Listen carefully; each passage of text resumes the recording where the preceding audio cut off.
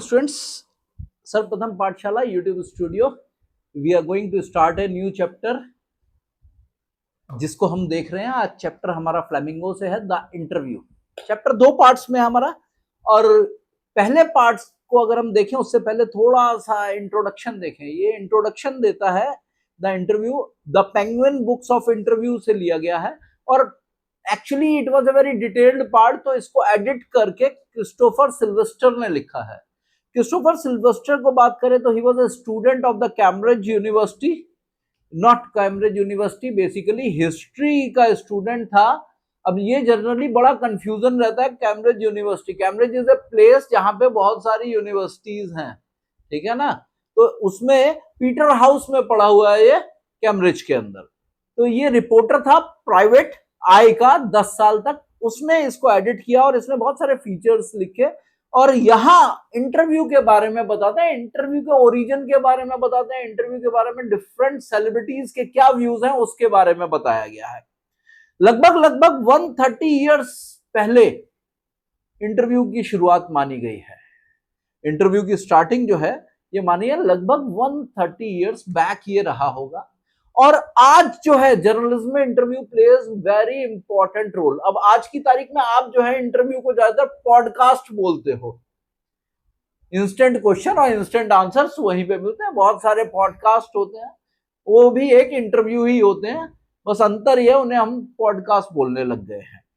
अब यहां different celebrities के डिफरेंट व्यूज हैं, उनकी अपनी अपनी आइडियोलॉजी, अपनी अपनी थिंकिंग है। टाइम टू टाइम काफी चेंजेस होते आए हैं इसके अंदर कंसिडरेबली।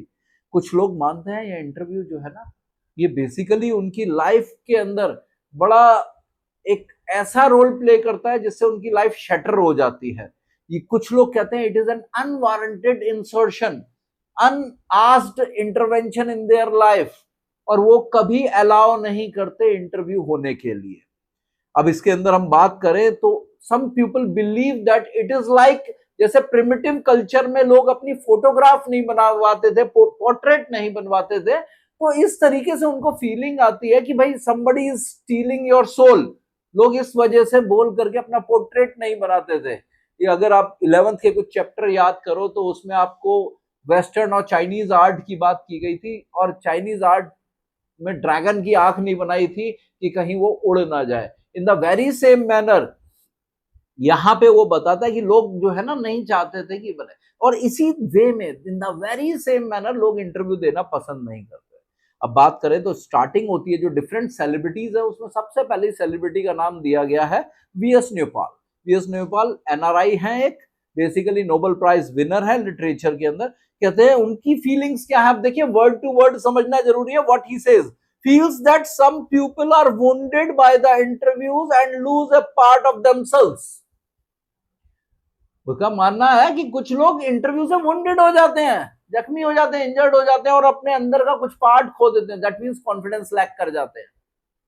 उसका लुइस कैरोल, एक बड़ी फेमस बुक है बच्चों, एलिस इन वंडरलैंड, उसके क्रिएटर हैं ये लुइस कैरोल। उनका कहना है बेसिकली क्या, उनका कहना है कि भाई मैं जो हूं ना, अपने जितने मेरे पास परसिस्टेंट इंटरव्यूअर्स आते हैं या फिर मेरे पे ऑटोग्राफ लेने आते हैं, मेरे एक्वेंटेंस होते हैं, मैं उन सबको अवॉइड करता हूं। एंड बाद में वो इन सब चीजों को बड़ा ब्रेवली लोगों को बूस्ट अप करके सुनाता है, बूस्ट करता है इसके बारे में कि देखो what I did, I neglected all of them, मैं उन सब से बच करके आ गया, because he did not like to be interviewed. इसके बाद बहुत इंपॉर्टेंट नाम आता है, हमने जंगल बुक का नाम सुना होगा, रुडवर्ड किपलिंग का नाम आता है। वो बड़ा कंडम करते हैं इंटरव्यू को। उसका रीजन क्या है, उनकी वाइफ थी कैरोलाइन।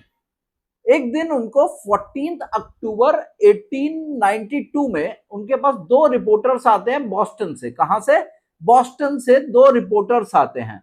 ये जो रिपोर्टर्स हैं बेसिकली वो बताती है, अपनी डायरी में एंट्री करती है, wrecked their day, wrecked by 2 reporters from Boston, वो लिखती है।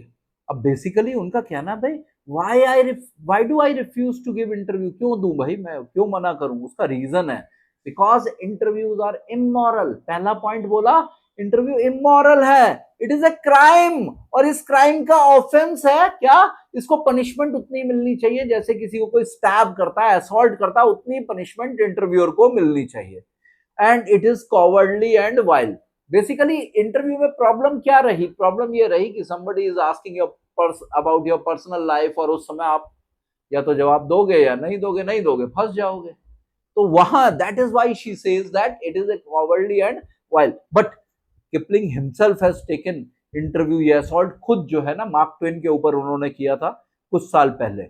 H.G. वेल्स अपने इंटरव्यू में बताते हैं इंटरव्यूइंग ऑर्डरल्स के बारे में, जो ट्रबल्स जो डिफिकल्टीज इंटरव्यू में आते हैं उसके बारे में।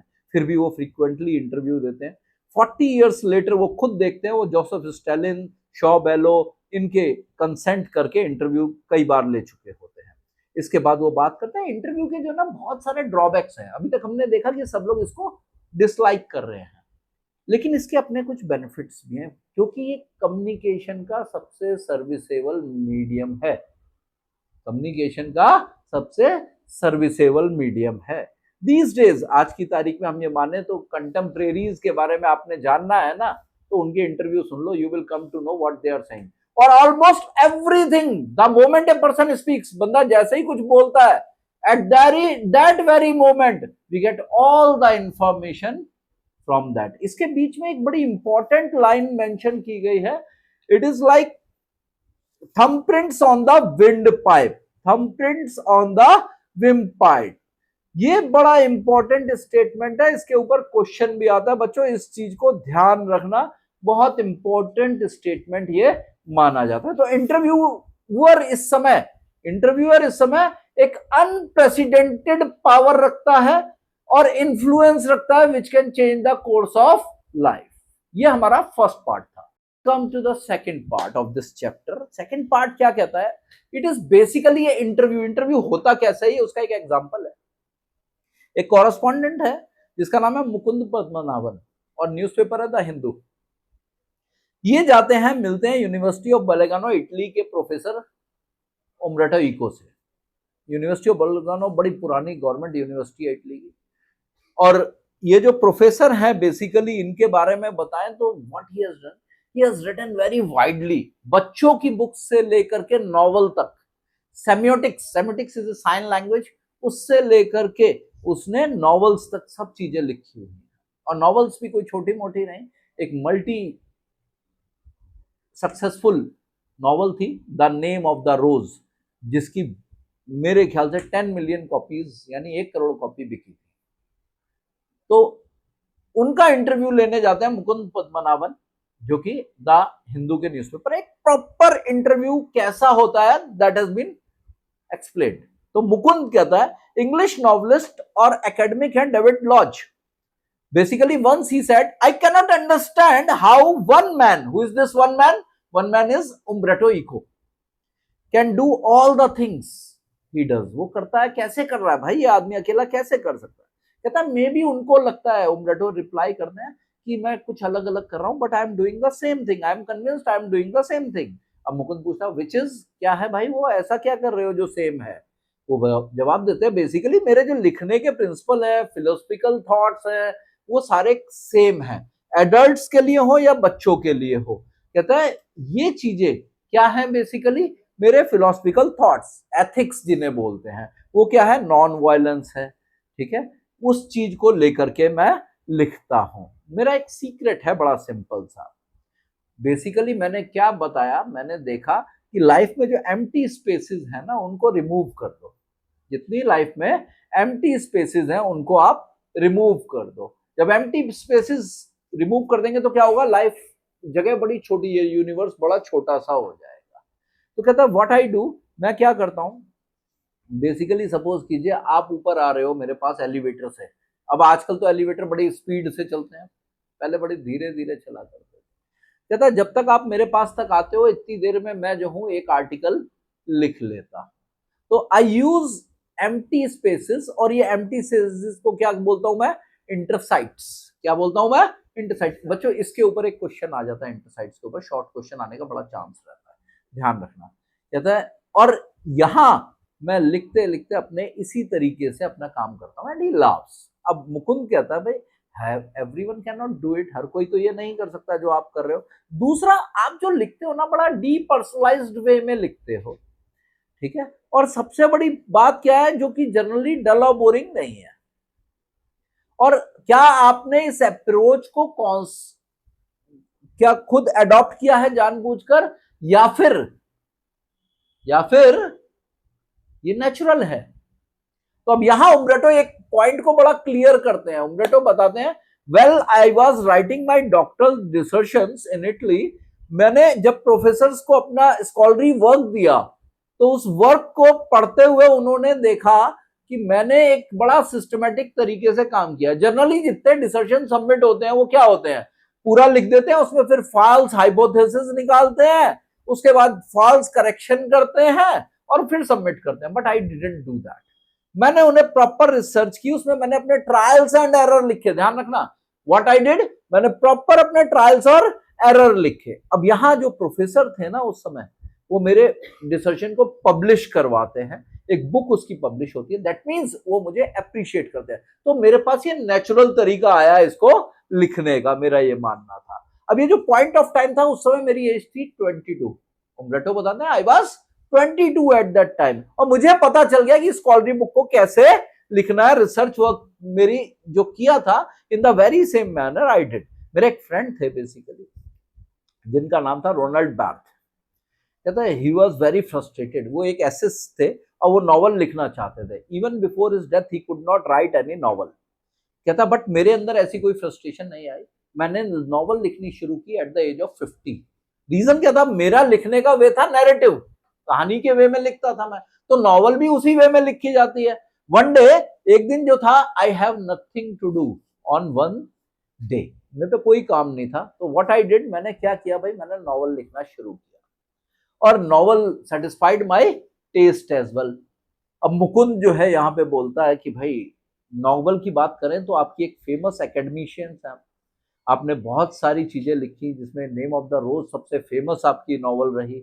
आपने करीब 5 नॉवेल्स लिखी और मोर देन 20 स्कॉलरी वर्क्स किए सेमियोटिक्स के ऊपर। कह रहा नहीं 20 नहीं, मैंने मोर देन 40 किए। कहता यस 40 किया आपने, seminal piece of work on semiotics. कहता है ये बताइए, most of the people Umberto Eco को नॉवलिस्ट कहते हैं, आपने 40 एक जगह लिखी नॉवल, खाली 5 लिखी, लेकिन लोग आपको क्या कहते हैं, लोग आपको कहते हैं नॉवलिस्ट। कहता तो आपको बड़ा अजीब नहीं लगता, बॉदर नहीं करते आप इसको? कहता करते हो, बट मैं एक चीज मानता हूं, मैं एक यूनिवर्सिटी प्रोफेसर हूं who writes novel on Sunday. Very important statement, बहुत इंपॉर्टेंट स्टेटमेंट है ये। I am a university professor who writes novel on Sunday. It is not a joke basically. मेरी प्रेफरेंस रहती है academic conferences rather than pen cups की meeting में जाने की, राइटर्स की। मैं एकेडमिक कम्युनिटी से अपने आप को जुड़ा हुआ मानता हूं। बट एक पॉइंट है, क्या पॉइंट है, कहता भाई you can not expect for that much people, इतने लोग जो है ना, you can not expect that much people, कितने, इतने लोगों को आप एक्सपेक्ट नहीं करते कि वो मेरी नॉवल को पढ़ सके, ओ सॉरी मेरे सेमियोटिक्स के वर्क को पढ़ सके। दैट इज नॉट पॉसिबल, इतना ऑडियंस नहीं मिलता। तो लेट इट बी, चलो नॉवल के भरोसे मेरे पे एक लार्ज ऑडियंस मिल रही है, that is good one thing. कहता 1 मिलियन रीडर भी नहीं मिलेगा मुझे, कहा मुझे 10 मिलियन रीडर किस पे मिल गया, नॉवेल्स के ऊपर। अब मुकुंद कहता है मेरा अगला क्वेश्चन आता है इसी से। नेम ऑफ द रोज जो है ना, ध्यान से समझना, नेम ऑफ द रोज के ऊपर एक शॉर्ट क्वेश्चन बनता है। एक सीरियस नॉवल है, इसमें डिटेक्टिव पार्ट भी आता है, इसके अंदर मेटाफिजिक्स भी है, इसमें थियोलॉजी भी है, इसमें मेडिवल हिस्ट्री भी है। स्टिल इसको इतना मास ऑडियंस ने पढ़ा, मास ऑडियंस ने पढ़ा मींस 10 मिलियन लोगों ने इसको पढ़ा। क्या आप सरप्राइज नहीं हो, आप पजल्ड नहीं हो इसके लिए? अब उम्ब्रेटो जवाब देते हैं, पजल होते हैं जर्नलिस्ट, उनको लगता है सक्सेसफुल कैसे होगा या नहीं होगा, या फिर पजल्ड होते हैं पब्लिशर। तो कहता है मैं यहाँ पे आपको एक चीज बताता हूँ, बेसिकली इस प्लेनेट के ऊपर 6 बिलियन लोग रहते हैं, ठीक है, और मेरी बुक केवल और केवल 10 से 15 मिलियन लोगों ने पढ़ी, तो यानी एक स्मॉल प्रोपोर्शन पे पहुंचा। लेकिन ये वो लोग हैं जो हर समय इजी चीजें पसंद नहीं करते। आपने देखा है लाइफ में बहुत सारे लोग एडवेंचरस ट्रिप्स पे जाते हैं, सब सीधे सीधे प्लेन में नहीं जाते, कुछ एडवेंचर के लिए भी निकल जाते हैं। तो इसी तरह से बहुत सारे लोग हैं जिन्हें एडवेंचर पसंद है, कुछ लोग हैं, कहता है मैं खुद रात को 9 बजे जो है मियामी वाइस या इमरजेंसी रूम देखता हूँ। जैसे हमारे देश में कुछ लोगों को कोई काम नहीं है, जब भी आता है क्राइम पेट्रोल देखने बैठ जाते हैं, उनकी जिंदगी उसी में बीत जाती है। तो एक ऐसी कैटेगरी भी होती है। कहता है मुकुंद, कहता है क्या ये जो सक्सेस थी, नेक्स्ट क्वेश्चन में, आपकी नॉवल की, have anything to do with its medieval history? ये जो बुक लिखी है आपने मिडिवल हिस्ट्री पे लिखी, क्या उससे कुछ रिलेट कर रहा था? कहता पॉसिबल हो भी सकता है, but let me tell you, मैं आपको एक और स्टोरी बताऊं। ये जो मेरी अमेरिकन पब्लिशर थी ना, जब मैंने इसको बुक पढ़वाई, मैंने बुक रीड करने को दी, प्रूफ अपना ओरिजिनल दिया कि भाई ये देखो ये बुक पब्लिश, तो initially she offered me the advance of only 3000 copies. क्या? 3000 कॉपीज का एडवांस दिया। और at the end of the day उसका रीजन ये मानना था क्योंकि कैथेड्रल और लैटिन जो थी ना, हर कोई पसंद नहीं करता, बड़ा टफ पड़ जाता है। और at the end of the day 2 to 3 million copy US में बिक जाती है। राउंड द वर्ल्ड की बात नहीं है, यूएस में बिक जाती है। तो लॉट ऑफ बुक्स, मेरी बुक से पहले भी बहुत सारी बुक्स मिडिवल हिस्ट्री पे लिखी गई, पास्ट पे लिखी गई, बहुत सारी बुक सक्सेसफुल भी हुई। मेरी बुक क्यों सक्सेसफुल हुई? It is a mystery basically. Nobody can predict कि कौन सी मूवी सक्सेसफुल होगी या कौन सी बुक सक्सेसफुल होगी, नोबडी नोज इट। ठीक है ना, इसका प्रिडिक्शन किसी के पास नहीं होता। If I think if I, अगर ये 10 साल बाद नेम ऑफ द रोज लिखा जाता या 10 साल पहले लिखा गया होता, तो ये जरूरी नहीं है कि ये उतनी सक्सेसफुल होती। अब देखिए इस चैप्टर से आपके क्वेश्चंस अगर देखें तो फर्स्ट आपको merits and demerits of interview को देख लो। उसके बाद आप इसके पास उम्ब्रेटो इको से रिलेटेड एक क्वेश्चन निकाल सकते हो अबाउट हिज राइटिंग स्टाइल्स, और एक क्वेश्चन आप निकाल सकते हो नेम ऑफ द रोज का। इससे ज्यादा और क्वेश्चन इसमें से नहीं निकलते। हाँ, अगर आपको वैल्यू बेस्ड क्वेश्चन बना के देने हो तो कोई मॉडर्न इंटरव्यू से आप रिलेट करना है उसको दे सकते हैं। कुछ ऐसा क्वेश्चन दे दे, suppose you have seen an interview in the television last month, just write और narrate it in reference with the chapter the interview. या फिर आपने किसी राइटर का इंटरव्यू सुना हो, कोई नई पब्लिशर का इंटरव्यू सुना हो, कुछ ऐसा क्वेश्चन रिलेट करके दे सकते हैं। तो ये चैप्टर आपका इंटरव्यू क्लियर होता है, और इस तरीके से ही हम आपको 12th के और वीडियोस भी देते रहेंगे, चैप्टर्स देते रहेंगे। Kindly follow our channel and subscribe it so that we can give you detailed information.